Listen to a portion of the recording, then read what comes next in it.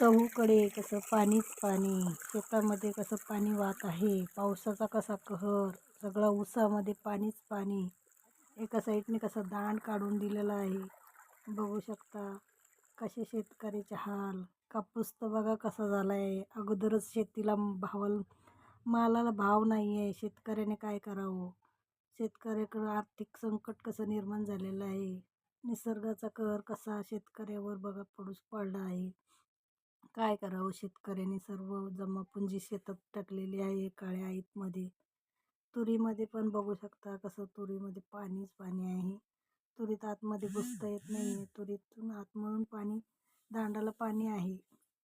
बघू शकता कसं आतमध्ये चालायला पण त्रास होत आहे. तुरी काही आल्यात, काही उबळल्यात. आता शेतकऱ्याने काय करणार? शेतकऱ्यावर फार मोठं संकट निर्माण झालेलं आहे.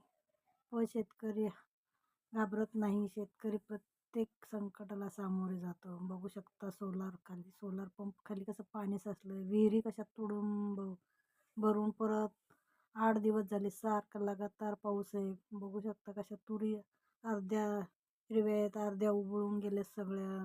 ज्या उगळीने येते सगळीकडं गवतच गवत उगलेलं आहे.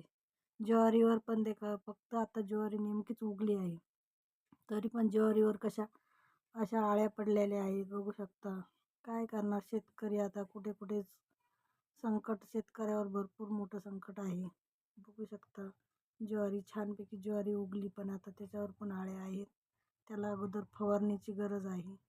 थोडीशी करडीची भाजी होती, त्याच्यामध्ये टाकलेली कुडेमुडे. बघू शकता चहूकडे पाणीच पाणी. शेतकऱ्याचे हाल. धन्यवाद.